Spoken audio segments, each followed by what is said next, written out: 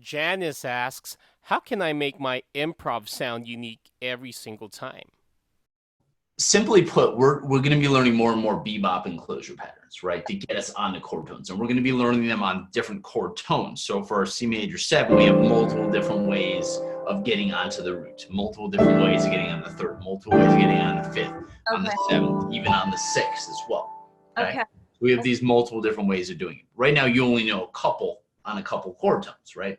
So we are going to be learning more of those. So once you start mixing those up, that'll create some interest.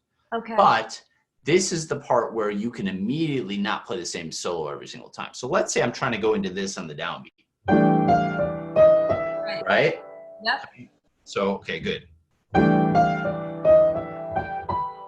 That's one way of playing that line, right? Now, if I do that every single time, shame on me. Yeah.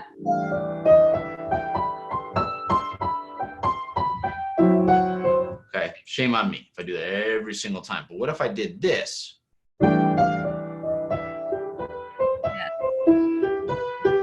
Nice. Or this. Or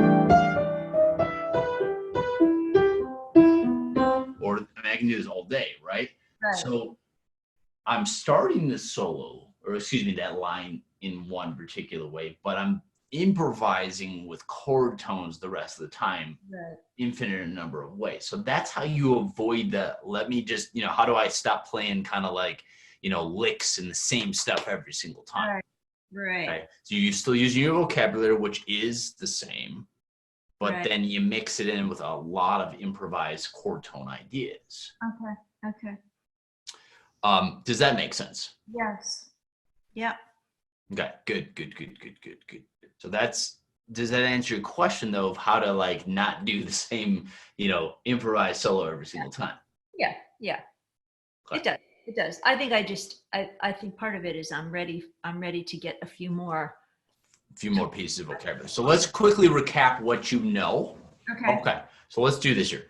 On major 7s, you have what? Wait a second. That one. And that. Okay, good. And then you have any more on majors or no? No. Okay, cool. What about minors? There's that's all. Good. And that's it. Okay, and what about dominants? Dominant is the same, right, as the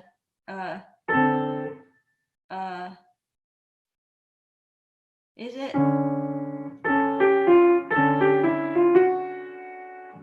Yeah, but dominant, I'm not major 7. Good. Okay, now I'm going to give you several new pieces of vocabulary, but I'll be honest with you, Gina, you don't know, I could see it in your playing. You don't know that, you're not thinking that piece of vocabulary in a dominant yet. Yeah, no, dominant is weaker. Yeah. So I'm going to give you some dominant pieces today, but like you got to get that one, okay? You got to get that one. Now, how do I know you don't know it? Because I had to think about it before I did it. True, that's the most obvious one, but also I knew that you didn't know it because when I was hearing you solo, I didn't hear it at all. Yeah. Okay. Whereas I absolutely heard, so, okay, cool. Here's some pieces of dominant vocabulary. First and foremost, have you ever heard me say that 2 is 5 and 5 is 2? No, I have not heard you say that. Okay, well, you already know that. And the reason why you know that is because remember when we talked about all the different options with the intros? Yeah. And there was all variations on the 2-5 and they all kind of paint in the same way, right? So you can play 2 vocabulary over the 5. Okay. So real quickly before I give you this information, you've got a clean bill of health, right? Like, because this is gonna blow your mind, my friend. Okay, this is like, this is super awesome here. Okay, so I can't have you pass out in the lesson. All right. 2 is 5 and 5 is 2. All right, so here's what I mean by this, okay? Let's say we have a bar of a 5 chord and then we resolve to 1. What you can do is you can chop it up into 2 beat ideas. So we have 2 for the first 2 beats and then 5 for the second 2 beats. Right, but Let me draw it out first, and then I'm going to give you examples. okay. Okay. So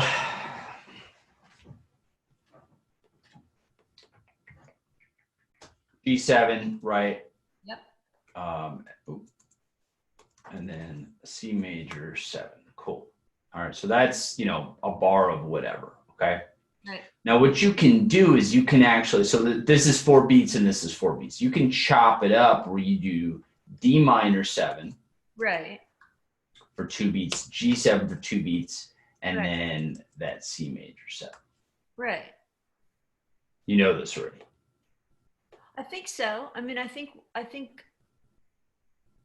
do, because the G7 to the C major 7 just sounds a little, vanilla. Okay.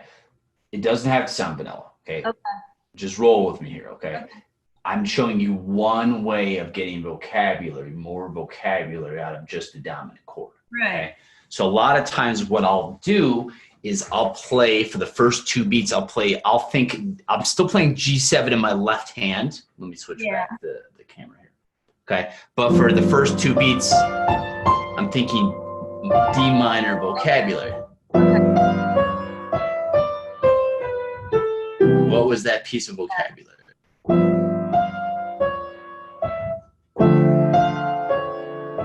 I'm just doing it over the dominant.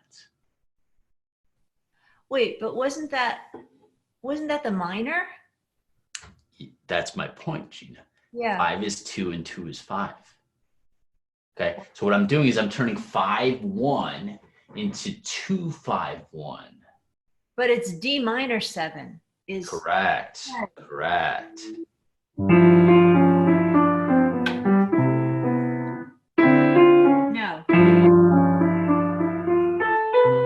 Yeah. Exactly. Okay, so that's the very first piece of vocabulary I'm going to give you is the minor piece of vocabulary we're doing here. So let's get more specific. Okay.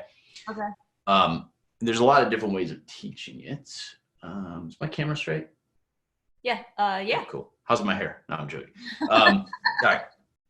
So for the D minor, you could think of it as coming in on the 9 and then going to the 3rd, right? Right. Okay. Well, for the dominant, if you're doing the same vocabulary, I think of it as I'm coming in on the 13th and then going to the 7th. Okay, wait a second. So it's the same piece of vocabulary. Remember, 2 is 5 and 5 is 2. Okay, so Here, play it over minor. Play it over D minor. I got Play it. it over D minor. So Right. So you're coming in on if it's over D minor, that E is the 9, right? Yeah. But if it's over G7, it's the what? 13. Cool. So the big picture takeaway that I want you to understand is any minor vocabulary you have can also work over dominant. Okay, that's pretty cool, but wait a second now. Any minor vocabulary can also work on dominant.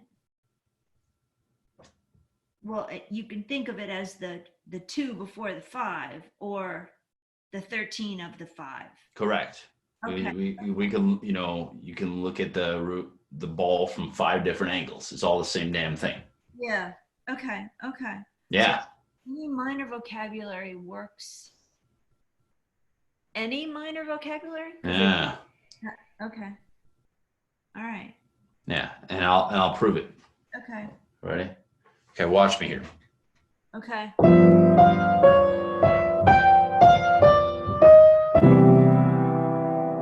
So what did I do? There's my minor, right? That's the minor vocabulary. Now I'm going into the dominant vocabulary. Yeah. Okay, that's cool. Okay? Yeah. Now, I'm going to give you a lot of new pieces now that feature this 5 is 2 and 2 is 5 concept. Okay. Okay, first and foremost, simple stuff. Okay? Let's go back to I don't know when you first learned what a 7th chord is, many moons ago, right? Yeah. Okay, so check this out. If I do this over a dominant chord, over a minor chord, if I go, on the hipness scale, you know, I'm getting kicked out of the club. It's not super hip, right? But if I do it over dominant, way hipper.